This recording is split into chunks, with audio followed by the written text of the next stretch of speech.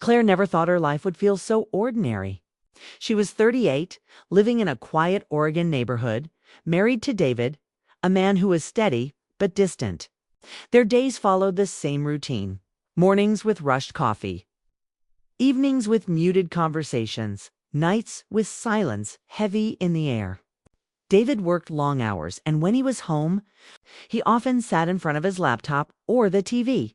Claire loved him, but sometimes she felt invisible. The one thing that made the house lively was Ethan, David's foster son. Ethan had been with them since he was 16. Now he was 18, a senior in high school, tall, soft-spoken, and always polite. Claire treated him like family, but in many ways she kept her distance, never wanting to overstep. He wasn't her son, after all. Still, there was something about him, his quiet respect, the way he carried old burdens with grace, that touched her heart. It was a late afternoon in spring when everything shifted. Claire had been folding laundry upstairs when she heard laughter float from the living room. It wasn't David's laugh. Fit was lighter, freer, filled with a warmth she hadn't heard in her home for years. Curious, she walked quietly down the stairs, her hand still holding a folded towel. The living room door was half open, just enough for her to see inside. Ethan was sitting on the couch with a girl his age. She had long brown hair and a playful smile. They were leaning toward each other, talking about something only they understood. Then Ethan laughed again, throwing his head back, his face brighter than she had ever seen it. The sound caught Claire off guard. For 2 years, Ethan had been shy, careful with his words, always guarded. And yet here he was, open, alive, glowing. Claire froze in place. She didn't mean to spy, but her feet wouldn't move. It was as if she were watching a different version of Ethan, someone she had never met before. His voice was lighter, his body language relaxed. He teased the girl gently. She laughed, and for a moment, the room felt full of warmth. Something stirred in Claire's chest, something she didn't expect. It wasn't jealousy, not exactly. It was more like an ache, a longing. She realized she hadn't seen that kind of joy, that spark of connection in her own marriage for years. David never laughed with her like that anymore. Their conversations had become practical, shallow, and predictable. And here was Ethan, just 18, showing a kind of energy and presence she had forgotten even existed. She clutched the towel tighter, her heart beating faster. She told herself she should leave, that it wasn't her place to stand there watching. But she didn't. She stayed, caught between guilt and fascination. The girl reached over and touched Ethan's arm, and Claire noticed the way his expression softened. It was tender, almost protective, like he was letting someone see the deepest parts of him. The sight hit Claire harder than she expected. She wasn't supposed to notice. She wasn't supposed to feel anything. But in that instant, something shifted inside her. She no longer saw Ethan only as the foster son who helped with chores or sat quietly at the dinner table. She saw him as a young man, someone with hopes, someone learning love. Someone she couldn't ignore anymore. The realization frightened her. She turned quickly, placing the towel on the banister, and forced herself back upstairs. Each step felt heavy, like she was carrying a secret she hadn't asked for. By the time she reached the bedroom, her heart was still racing. She pressed her palms to her face and whispered, "What is wrong with me?" She knew the answer, though she didn't want to admit it. It wasn't Ethan himself, it was the reminder he brought. A reminder of what she no longer had with David. A reminder of youth, of spark, of the kind of laughter that used to fill her days but had vanished somewhere along the way. That night, when David came home late, Claire served dinner quietly. He sat at the table scrolling through emails on his phone, barely looking at her. She wanted to tell him about what she had seen, about the way Ethan had laughed, about how it had made her feel. But the words never came.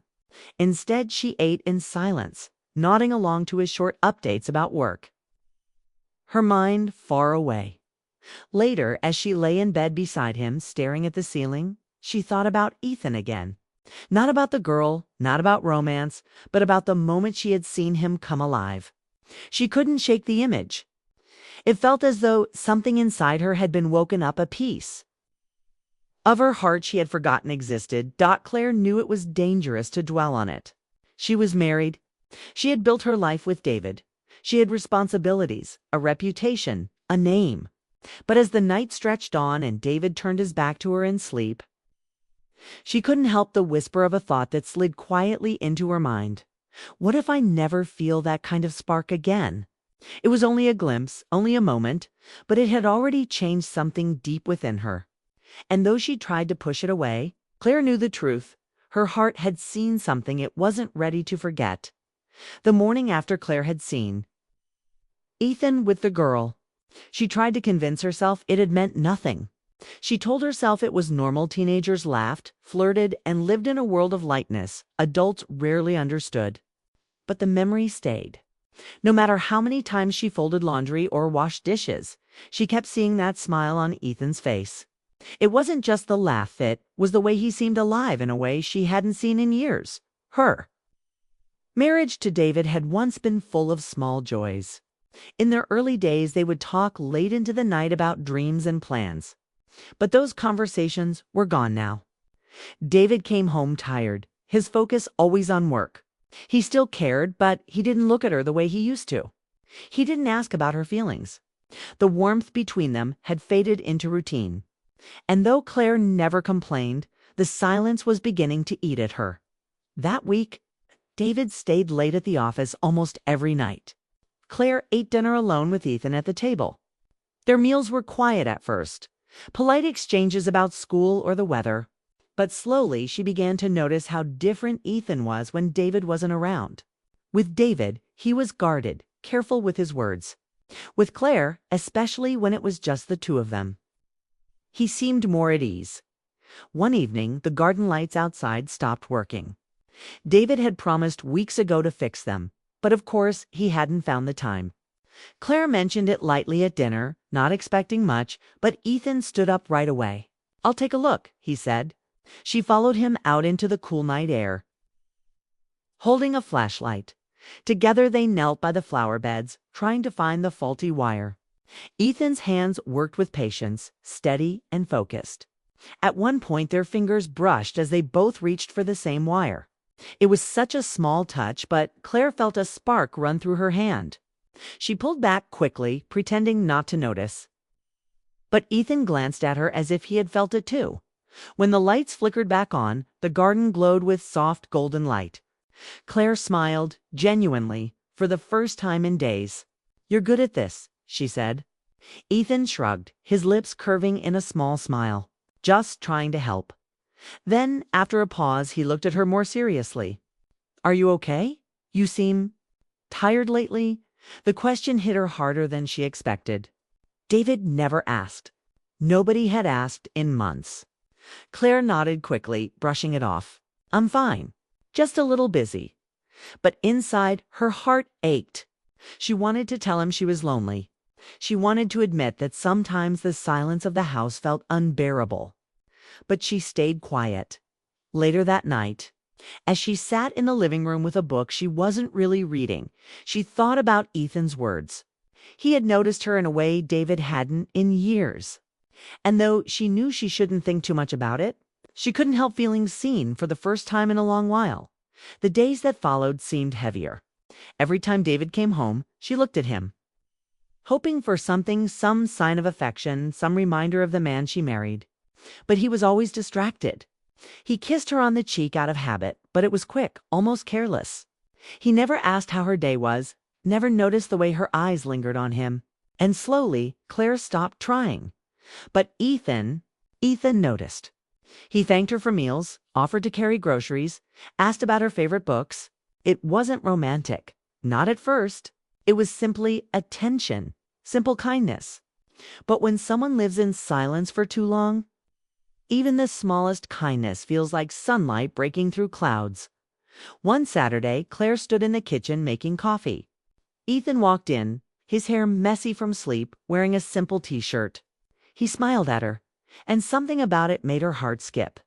It wasn't that she saw him as a boy anymore.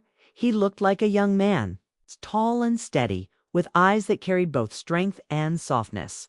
She quickly turned away, embarrassed by her own thoughts. That evening, David called to say he'd be working late again. Claire set 2 plates on the table for herself and Ethan. They ate in silence at first. But then Ethan began talking about school, his plans for college, his love for architecture. His eyes lit up when he described buildings he admired, how he wanted to design places that made people feel safe. Claire listened, captivated. She hadn't seen that kind of passion in years, not even in David. The more Ethan spoke, the more Claire felt pulled into his world. She found herself smiling, leaning in, laughing at his small jokes. And when the meal was over, she realized she had enjoyed the evening more than any she had spent with David in months. But with that realization came guilt. She went to bed restless, tossing and turning, knowing she was standing at the edge of something dangerous. She hadn't crossed any lines, but her heart was wandering, and that frightened her. The next morning, she looked at herself in the mirror and whispered, "Stop this. He's not yours. He's never meant to be yours." But no matter how hard she tried, she couldn't erase the memory of his eyes watching her with quiet concern in the garden, or the way he had made her laugh at the table. The distance between her and David was growing wider with each passing day. And in that empty space, Ethan's presence was beginning to fill the silence. Claire didn't want to admit it, but deep down, she knew the truth. Her heart was already moving in a direction it shouldn't, and she didn't know how to stop it. The following morning, Claire stood at the kitchen counter pouring coffee into a mug she didn't really want. Her thoughts had been restless since the evening in the garden.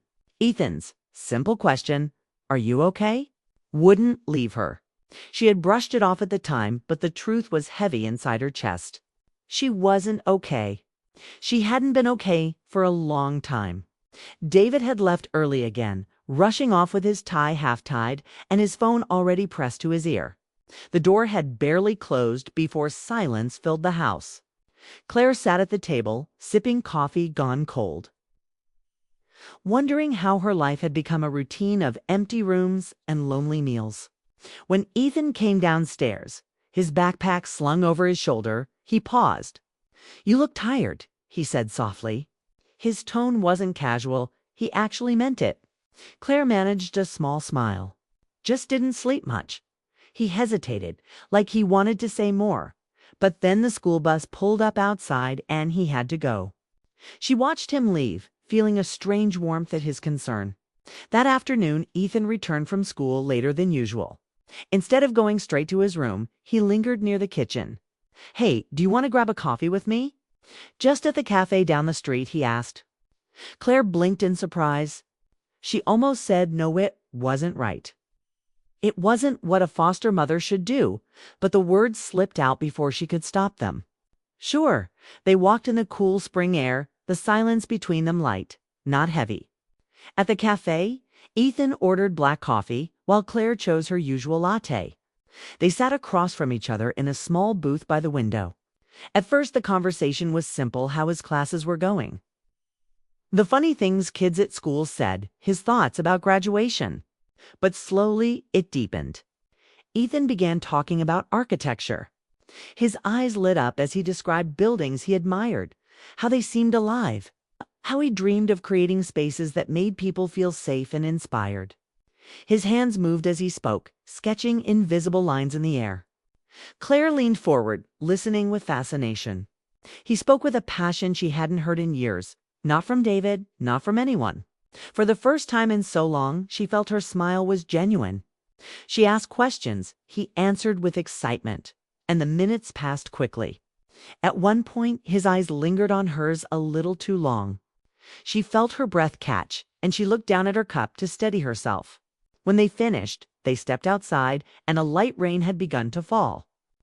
Ethan pulled off his jacket without hesitation and held it above her head, shielding her from the drops. "Come on, let's run," he laughed. Claire laughed too, the sound strange in her own ears because it felt so new. They hurried down the street together, their shoulders brushing as they moved under the same jacket. For a brief moment, it felt like something more than kindness, like the world had tilted into a secret space just for them. Back at the house, Claire tried to act normal.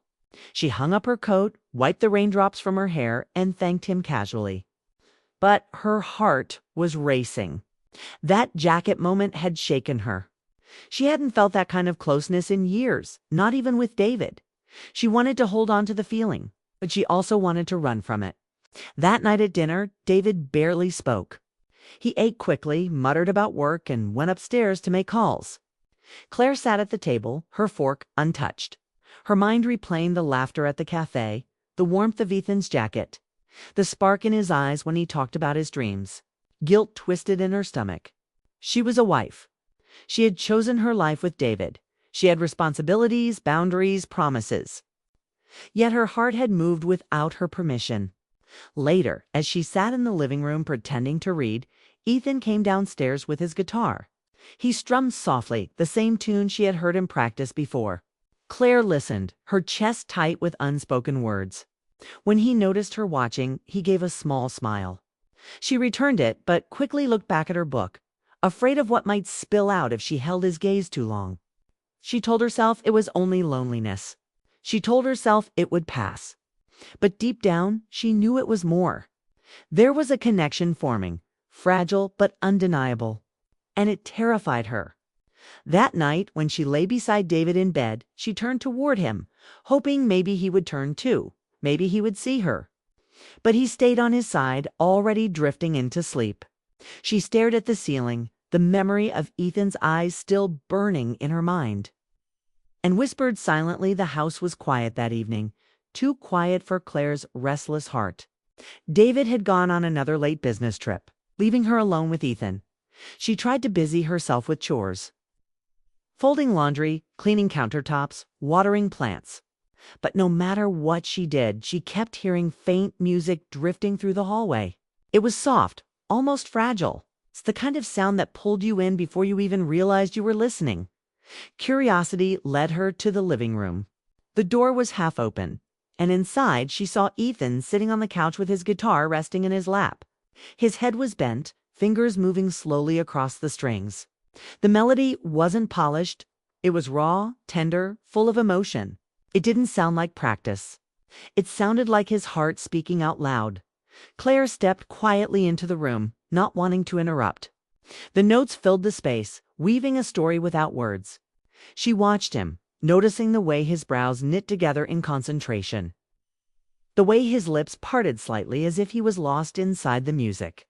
He looked older in that moment, not the boy who had entered their home years ago, but a man carrying both pain and hope in his chest. When the last note faded, Ethan looked up, surprised to see her standing there. For a moment, neither spoke. Then he gave a shy smile. "Sorry. Didn't mean to bother anyone." Claire shook her head quickly. "You're not bothering me." That was beautiful. She sat down on the armchair across from him, her voice softer than usual. "Did you write it?" He nodded, his fingers brushing the strings again. "It's something I've been working on. My dad used to play guitar, I guess. It's my way of keeping him close." The words hit her deeply. She remembered that Ethan's father had passed away when he was younger, one of the many reasons he ended up in foster care. Claire's chest tightened. "He'd be proud of you," she said gently. "You have a gift." Ethan's eyes lingered on hers as if searching for something unspoken. After a long pause, he said quietly, "Claire, sometimes I don't know where I'd be without you." Her breath caught. The room felt suddenly smaller, the silence heavier. She wanted to respond, but her throat tightened. He wasn't just talking about chores or meals. There was weight behind his words, something vulnerable and true. She forced a small smile. "You've done a lot on your own, Ethan. You're stronger than you think." But Ethan shook his head, his voice lower now. "No, you don't understand. You've been there in ways I can't explain, more than anyone else ever has." Claire's chest burned with emotion. She wanted to tell him that she had felt the same that in her loneliness. His kindness had been the light she didn't know she needed. She wanted to say that his laughter had awakened something inside her she thought was gone forever. But she couldn't. The words pressed against her lips, heavy and dangerous, begging to be spoken. Yet she held them back. Her heart screamed, but her mind reminded her of the truth. She was married. She had promised her life to David. She couldn't take that step. no matter how much her heart ached. Finally, she whispered, her voice trembling, "Ethan, some feelings are better left unsaid." The words hung in the air like smoke, impossible to ignore. Ethan's eyes softened, but he said nothing. He simply looked at her as though he understood exactly what she meant. There was no anger in his gaze, no disappointment, only quiet acceptance. They sat in silence, the unspoken emotions between them louder than any words. Claire's hands gripped the armrest, her pulse racing. She wanted to reach out, to hold his hand, to let him know how much his presence had mattered to her. But she stayed still, forcing herself to keep the distance that her vows demanded. After what felt like forever, Ethan placed the guitar gently to the side. He stood, gave her a small, respectful nod, and walked toward the stairs. Before leaving the room, he glanced back once more, his expression unreadable. Then he was gone, leaving only the echo of his music behind. Claire sat alone, her chest tight, her heart full of words she hadn't spoken. She pressed her palms against her face, fighting back tears. She knew she had done the right thing,